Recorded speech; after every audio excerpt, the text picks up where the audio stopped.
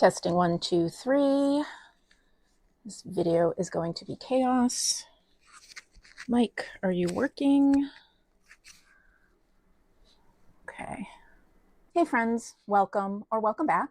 My name is Shannon, and today is going to be a little bit of a chatty, off the cuff, possibly chaotic video because I kind of don't have much prep for this video. I just decided to grab the camera and sit down and chat with you while I have a little break in between meetings. I haven't filmed for a while and I have several videos planned, but I've just been in the slumpiest of slumps, both in reading and also in BookTube, watching and creating. It's been a slumpy couple of months, and I just found that interesting. So I guess we'll have a little therapy session and sit down and chat about it, and whatever comes into my middle-aged head, I guess you're gonna hear about it. I guess let's start with how the slump started. So last November, 2025, I did a video of a whole bunch of books that I was in the middle of that I wanted to finish before the end of 2025. And I swear to God, the second I do a video where I say I want or need to finish something, you best believe I put those books down and I don't touch them again. It's like some sort of rebellion in my brain. Nobody tells me what to do, even me.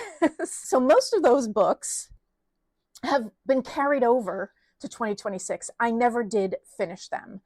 And I'm going through my Storygraph stats, and currently I have 12 or 13 unread books that I had started and just never finished. I did read a couple more books in like the first couple of weeks of December. I think I read a couple of Christmas books, but then I stopped. Starting in the middle of December until February, I read nothing, absolutely nothing. And I have no idea why I got into such a slump. And so I was going back and I'm trying to think, like, what is causing this? And so I went back to all of the books that I read in 2025, and some shocking numbers came up. I read in 2025 133 books. And I say shocking because I know for a fact in my very first BookTube video a couple years ago, I literally said the words, "There is no way I can be a person who reads 100 books a year." And well, apparently I've proved myself wrong. I can read over 100 books a year. But then I sort of was looking and I'm like, okay, what was I reading? And how did I feel when I was reading throughout the year? And as I was going through all of the books that I was reading and sort of thinking back to what was going on with myself in 2025, I realized I was reading a lot of very simple, very undemanding, very, I don't want to say comforting because some of them weren't comforting, but they were just simple books where I didn't have to think. And so that's probably how I was able to skip through so many, because they just weren't demanding and I could fly through them. And as I was going through things that happened in 2025, I kind of realized that mentally, that was all I could handle. So we'll get into a little bit of TMI. I am going to be 47 this year in 2026. I am in perimenopause, which started a couple of years ago, but it wasn't until 2025 where it started to disrupt my life. And most of my perimenopausal symptoms are mental. I do have some of the physical symptoms, but not all of them. And I realized that most of 2025, I was very depressed and caused by the perimenopause. And it wasn't until the end of 2025 that I went on antidepressants to help with these this perimenopausal depression. And once I started feeling better, I realized I didn't need all of these. I didn't need to read, if that makes sense. So from what I can tell, I was reading to try to make myself feel better. I was reading to try to, have my brain work, but not have anything demanding because I was already down. So I didn't want to read any books that would bring me further down. And this is all hindsight, by the way. I'm not seeing any of this throughout 2025. I'm just reading, what I mentally could handle at the time. But as I go through this, I'm realizing it was kind of interlinked. And I find that really, really interesting. So in the fall, I started the antidepressants. And then by the time November, December hit, it was starting to kick in and I was starting to feel better. And so you would think that I would actually want to read more because now I'm feeling better. I can tackle all of those books that I talked about in November that I wanted to finish. You would think I would be able to tackle them. But the funny thing is, I was feeling so much better. I didn't need to be comforted by the books.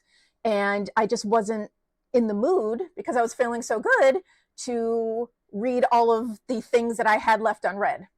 I don't know if this is making any sense whatsoever, but I just thought that really interesting. So in December, middle of December, I just stopped reading. Not only did I stop reading, I stopped watching BookTube and I stopped filming. I was just feeling so much better.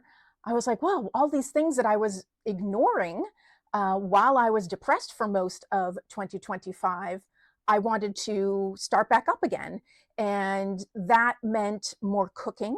I stopped cooking for a really long time because I just mentally couldn't handle it. And you're thinking, how can you not handle cooking?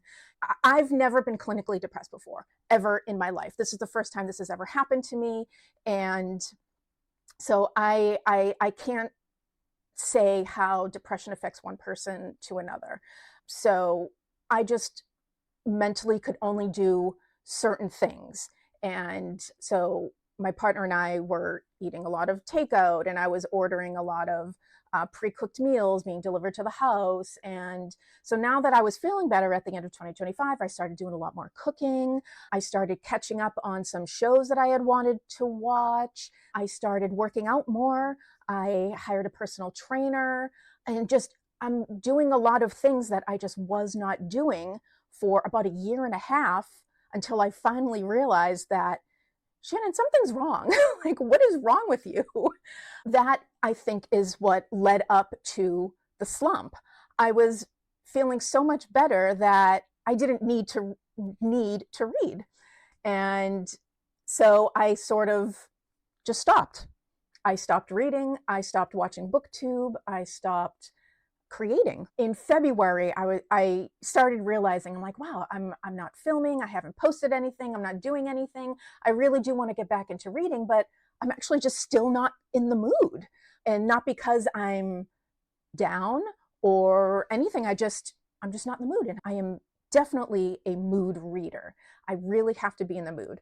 So I was thinking, okay, well, let me go back to some books to see if there's anything I can reread to sort of get me out of this slump that I'm in. So I'm going through my shelves and I decided, you know what?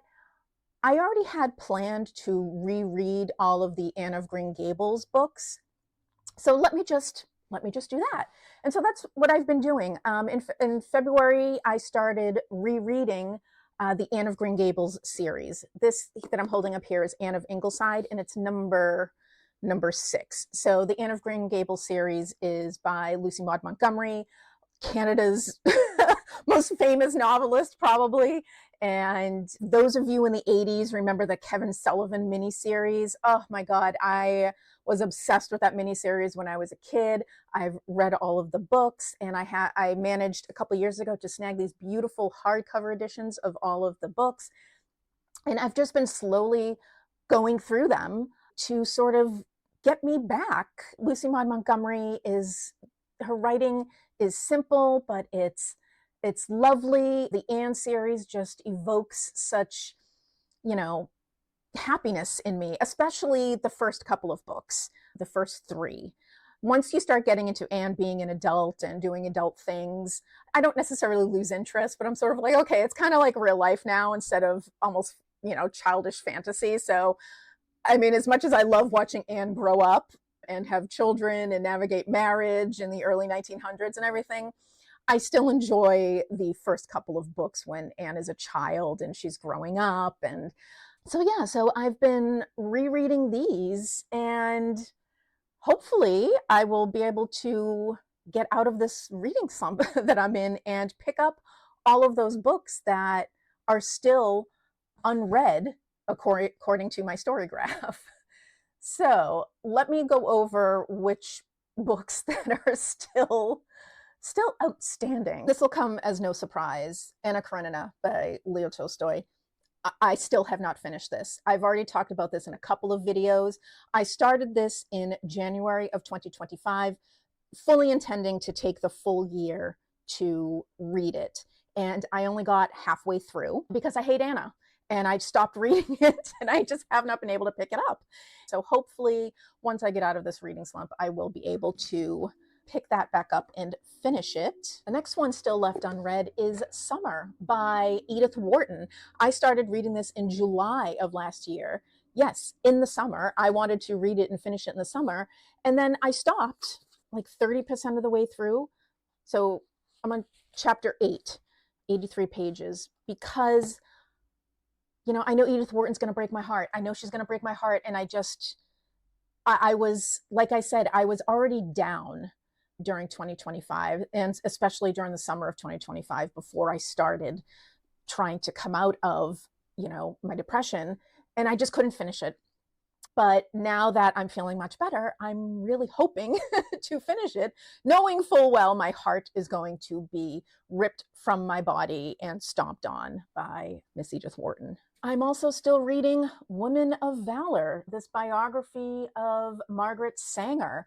I started reading this in September. I picked this copy up in a used bookstore in New York City. I was in New York for 24 hours to go see some Broadway plays. I found this in a bookstore. I started reading it on the train ride home, and I'm like 30% of the way through. It's good. It's interesting.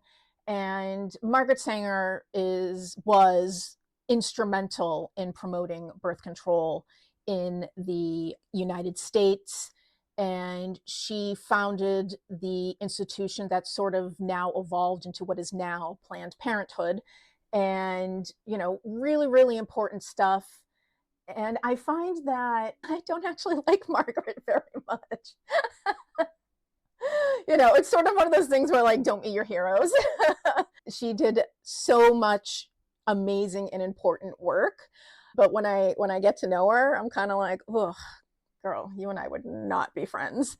Anyway, I do want to finish this. This biography is a little heavy-handed in the sense that it kind of goes off on tangents sometimes, and it's just not as focused as I would like it.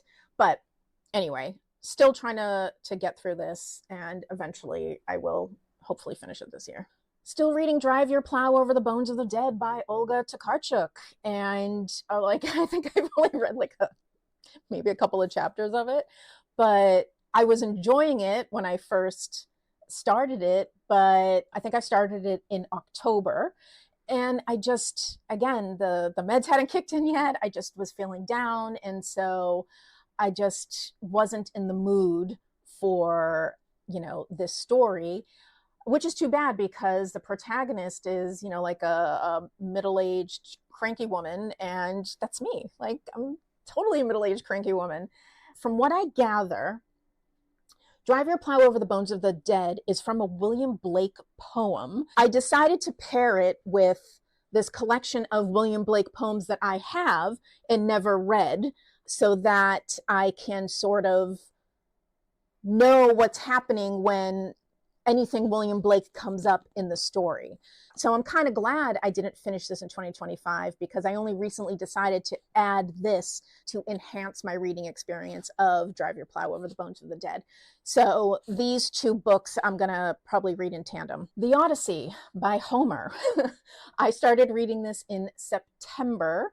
And it's one of my bucket list reads because I've always wanted to read the original classics, the stories that most of literature has based itself on, you know, for thousands of years. I think I read somewhere there are no new stories, there are just new ways of telling them. And this is one of the OG stories written down. So I started this and I was enjoying it. I really do like this translation by Daniel Mendelsohn. And again, I just wasn't in the mood. So I got through book 6. So I have to start book 7. I'm really taking my time with it. I'm underlining things. I'm paying attention to the translator's notes in the back. So it's a slow read and I just need to pick it back up. This land is their land, the Wampanoag Indians, Plymouth Colony, and the troubled history of Thanksgiving. I started reading this in October of last year. Let's see, Storygraph tells me I started it on October 31st. So I started on Halloween and I'm about 40% of the way through. Again, was totally enjoying this. But the second I did a video where I was like, I need to finish this before the end of the year, my brain was like, no, you're not. Don't tell me what to do. You're not finishing this. So, and I just stopped reading it and it's good. So it's, you know, going over, like it says, the troubled history of Thanksgiving and the things that we are told as kids and how this legend of Thanksgiving sort of permeated itself throughout the United States. And I'm here in Massachusetts. Plymouth is just south of where I live. You know what I need to do? I need to tell myself, do not finish it, and then maybe I'll rebel and then finish it. So like a little bit of reverse psychology, whatever they call it. In November, I picked up the collected plays of Neil Simon, Volume 4, because I was considering auditioning for a show that was going to be put on near me. And I've already forgotten which play it was. Rumors. It was Rumors. And Neil Simon is just hilarious. And so I decided I was going to read all of the plays. I did reread Rumors, and I reread Lost in Yonkers, heartbreaking story. Have I ever seen that movie? I might have to check out the movie. Anyway, I do want to finish it. Reading plays it's very, very quick, and I do like Neil Simon. So I know I will finish this year. But again, it was one of those things. I did the video and my brain was like, no, you're not going to finish this just because you told me you wanted to finish this. Sex and Rage by Eve Babbitt's. So I have read a couple of Babbitt's books before, and I have talked about them on this channel. I've read Eve's Hollywood and Slow Days, Fast Company. And the reason I picked up Sex and Rage is because one of the reading challenges I was doing in 2025 was to read a book published in the year that you were born. And I was born in 1979. And if you watched my recent DNF video, you will see that I DNF'd 2 books that were published in 1979, Flowers in the Attic and Sleepless Nights. So Flowers in the Attic by V.C. Andrews, Sleepless Nights by Elizabeth Hardwick. So I never did finish that prompt. I never did finish a book published in 1979. This was the 3rd one that I picked up. And although I didn't DNF it, I still didn't finish it. Okay, I only got this far. So I never did finish that prompt. A dreamy young girl moving between Los Angeles and New York City. Sex and Rage delights in its sensuous, dreamlike narratives and its spontaneous embrace of fate and work.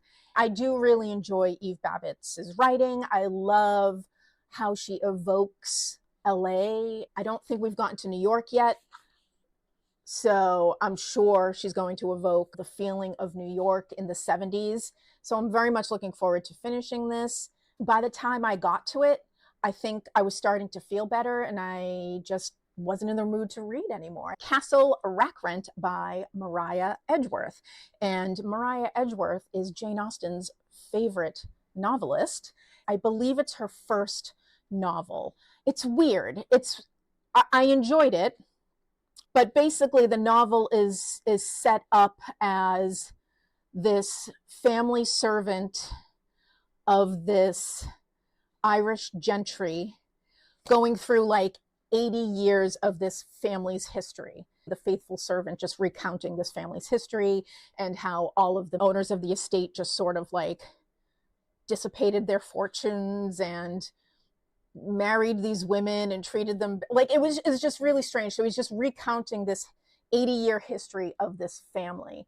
So the novel itself is only this long. Okay, like 77 pages. Very, very slim. And it was written as a response to the Act of Union where Ireland was brought into the UK in the early 1800s. And the Edgeworths were in favor of the Union. And obviously most people in Ireland were not.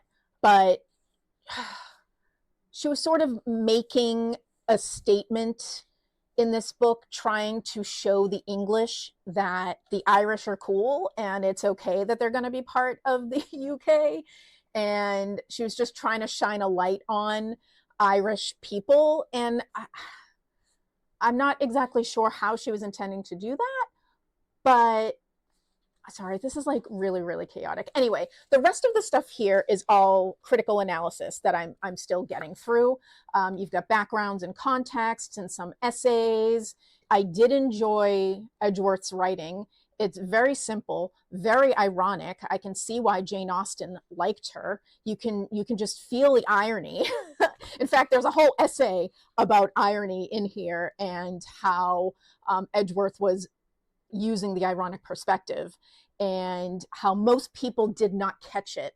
And it's a good thing I read that essay because there was a lot of irony in here that I did not catch. And because I didn't understand the political implications of the time of this union, Edgeworth was being a little bit snarky in here. And so I'm definitely getting how Jane Austen was sort of honing her craft when she would read Maria Edgeworth. And the last book that I'm still trying to get through, I started listening to this as an audiobook in early December, and that is Julie Andrews' memoir, Home, a memoir of my early years. And I'll put like a picture up here. And who doesn't love Julie Andrews? I mean, come on. The Sound of Music, Mary Poppins, just a national treasure, a world treasure, okay? Love me some Julie Andrews. So from what I understand, she did 2 memoirs. This first one, let's see, published in 2008, and it covers her early years up until she gets to Hollywood. She started out with her vaudevillian parents, doing a little bit of vaudeville, her move to theater. She did some Broadway. She originated the Eliza Doolittle role from My Fair Lady. She also originated the Queen Guinevere role in Camelot. She also originated the Cinderella role from Rodgers and Hammerstein's Cinderella. I know that Cinderella from the Leslie Ann Warren television version that I used to watch when I was a kid, but I didn't know that Julie Andrews also originated that role. So anyway, she originated all of these amazing, amazing roles, and I'm like 70% of the way through. She has married her first husband. She's now pretty well known for her theater roles. She hasn't quite made it to Hollywood yet, and I do believe the second memoir that came out like maybe 10 years after this, 2018-ish, covers the Hollywood years. And Julie Andrews does narrate this audiobook, which is why I chose audiobook, because who doesn't love Julie Andrews' voice? So those are all of the unfinished books that I just couldn't finish in 2025. And so I'm carrying them over. I do have 2 books that I'm adding to this that I'm definitely reading this year. And the first one is The Yellow Sofa by, oh my gosh, Jose Maria de Queiroz. And this is a Portuguese classic. I picked this up in Lisbon when I visited Lisbon, Portugal last spring, so March of 2025. And I have been planning on doing a video on Portuguese books since I went to Portugal, but it just never materialized. I wasn't feeling well, and it takes a lot of planning. I wish I could be one of those booktubers who could just pop on the camera and just talk about the books that I want to read, but I can't. I really do need to prep because my brain just doesn't work that way. And so I have had this Portuguese books video on my to be prepared list for pretty much a year. So it's now March 2026. I went to Portugal in March 2025. I will get to it. I picked this up in Lisbon. I do want to read it, and it's a teeny thing. It is teeny. I should be able to do this. My brain's going to be like, no, don't tell me what to do, girl. Do not tell me what to do. Now, this next book, I do actually have to read, and that is Lonesome Dove by Larry McMurtry. And the reason I have to read this is because I'm very excited. I'm going on a little reading retreat in June. There's a podcast that I listen to called Close Reads. You know what? I think I need to do an updated video of my favorite literary podcasts because I know I did one a couple of years ago, and since then I found new podcasts. Anyway, Close Reads podcast, I guess they do like little reading retreats every year, and this year they're going to this ranch in Colorado, and we're going to read Lonesome Dove. So I do actually have to read Lonesome Dove for this reading retreat that I'm going on in June, and it's a thick book. It's a thick girl. So I've heard amazing things about Lonesome Dove. I'm not a huge Western fan, and this is coming from someone, I don't even know if I've ever actually read a Western. So maybe I shouldn't say I'm not a fan because I don't think I've ever actually read one. So this might be my first Western, but I've just heard amazing things about this. All right, so we've covered how I was feeling in 2025. We covered all of the books that I didn't finish, but I do want to finish for 2026. So I guess those are my 2026 plans. And we talked about my reading slump that I'm still technically not over yet. So hopefully when I finish the Anne books, I'll get out of that slump. Now, I guess talking about my content, in addition to the reading slump, I've been on a content slump. Let me actually pull up my tracker. I track all of the videos that I've done. I track the videos that I'm planning. So I have 3 videos that I've been working on that I know what they're about. I know which books I'm going to be talking about, and they're all going to be books that I read in 2025. I wish I could, do like monthly wrap-ups and just sit down at the end of the month and talk about books that I've read, but for whatever reason, I just can't. And so what I do is I just read what I want, and then when I need a video, I go through and I see if there's any themes. If I'm like, oh wow, I read a lot of nonfiction about Tudor royalty. Let me do a video on that. Or the next video that I'm putting up, hopefully if I can just finish it, is about a whole bunch of mystery books that I read while I was visiting in-laws in Tennessee over the fall. So a little bit of a theme there. So I try to get like a theme. And so I'm never really talking about books as I read them. It's just getting in the mood to film and prepare. It does take a lot of time. And again, I really wish I could just be someone to just grab these books and just talk about them, but I can't. I really want to be that person. This video here, I'm already filming. I'm at 40 minutes filming. I'm going to have to edit the heck out of this because this is crazy. I'm just yapping without realizing what I'm saying, giving you too much personal information about my mental status. And then for other videos that I would really like to do, like I said, I have that Portuguese book video that I want to get to. I did a poll where I asked if y'all wanted to see my classics collection. So I am going to do a series of videos on that, talking about all my classics collections. So that I have to prepare for. There's a video that I've been working on for a while it's technically a Jane Austen video and talking about the Longbourn entailment in Pride and Prejudice. And the reason I'm so interested in that is because my career background is in real property law, American real property law, not necessarily British real property law, but it's kind of similar. So the United States sort of adopted a lot of the British real property laws. I am doing a deep dive into the entailment process in the UK and how it sort of came to be. And I've just been working on that for ages, and there's a lot of research that I'm putting into that. Will I get that out in 2026? No idea. I also have another video that I'm planning about all of the detective books that I've been reading. I read all of Dorothy L. Sayers' books in 2026. And again, because they weren't demanding. I also read all of the Phryne Fisher mystery books by Kerry Greenwood. She's an Australian author, and it was sort of like a female version of the Lord Peter Wimsey books. So I read all of those in 2025, and I kind of want to do a video about them, things that I've learned, a little bit of comparison. Will I get to that? I don't know for 2026, but that is on the list. I also want to do some like author highlights. Lucy Maud Montgomery that I just talked about, Frances Hodgson Burnett. There's a video that I've been working on about her. Laura Ingalls Wilder. I just noticed that they all have 3 names: Lucy Maud Montgomery, Laura Ingalls Wilder, Frances Hodgson Burnett. I have to think about that. Anyway, so I have a lot of things planned. It's just getting the motivation to put them together. I think I should shut up now.